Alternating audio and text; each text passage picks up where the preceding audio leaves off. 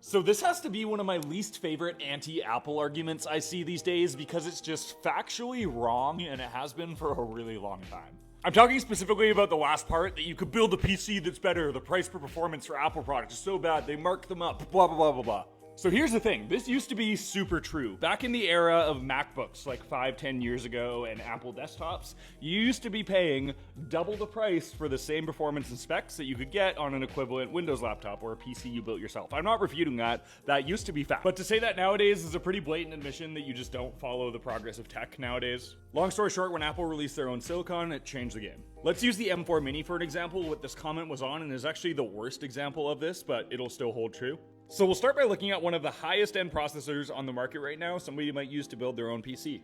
This is the Intel 14900, and this thing is the bee's knees. Now keep in mind, this is just the processor. This isn't the motherboard, this isn't the case, this isn't the graphics card, this isn't the power supply, this is just the processor. Now we're going to compare this to the M4 Mac Mini, an entire desktop computer with power supply, 16 gigs of RAM, storage, everything, Thunderbolt, like really good specs, which is $600. So this whole computer is less than the $600 processor I'm about to show you. Now the tests I'm about to show you aren't like true apples to apples, but they will give you a general idea. And I'll gloss over these without getting too technical, but when we look at the single core performance, so for the processor core when dealing with a single task, the M4 outperforms the 14900. Now the M4 has far fewer cores than the i9. That's because this thing is a full system on a chip and it also includes a graphics card on it, which I'll show you in a second. So the multi-core performance, just because the M4 has fewer, is quite a bit lower, but it is still competitive. Power efficiency, which isn't relevant for a desktop, but the Apple M4 crushes it. And integrated graphics, I'm not sure if you can see that in here either, but the M4 also crushes the i9 in that department as well. But again, this thing has an integrated graphics card on it. The i9 does not intentionally have that, so that's kind of the trade-off between the multi-core performance. Long story short, they're very, very comparable processors, and it really just comes down to what application you're using. And again, the processor itself at retail is more expensive than the whole M4 Mini iMac as an entire package.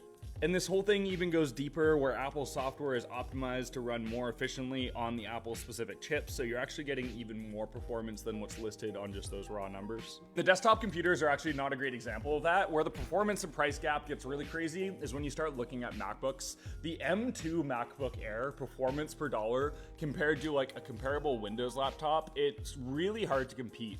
Not just because of the sheer processor speeds, but when you start factoring in the video performance on the Macs compared to with a Windows machine, usually getting video performance on a laptop is tricky. The battery life, that's where MacBooks really start running because the silicon's engineered towards the actual software itself. These things are far more power efficient, they're usually more lean, and the prices are super, super reasonable when compared to like an equivalently spec'd Windows laptop. Make it clear that this isn't meant to be an attack on this comment or anything. I think you left the comment in a super respectful way that meant no malice and was just trying to open up a reasonable discourse, which I really appreciate, and which is why I chose to respond to this comment specifically. This type of comment very regularly in a much more ignorant and rude way, I just don't really want to give those people the time of day or my attention. Anyway, TLDR, the argument of Apple's way too expensive and there's a huge premium for what you're paying for performance. That argument used to be valid, but it's just really not anymore. Things are changing and Apple is really stepping up in the dollar performance rate. And again, there's so much nuance here when you get into like application specific stuff. If you need like really heavy graphics performance, you want to build a PC to it, or maybe you want to edit videos in Final Cut and you need just the best possible like optimized performance. You might go with Mac, you might go with PC. There's always going to be edge cases, but just in general, I would really love to hear your guys' thoughts on this one. This video is not sponsored by Taco Bell. All the food in LA is just really expensive and I didn't know where else to go, so I settled on this. Let me know if you guys have any questions, and I'll catch you in the next video.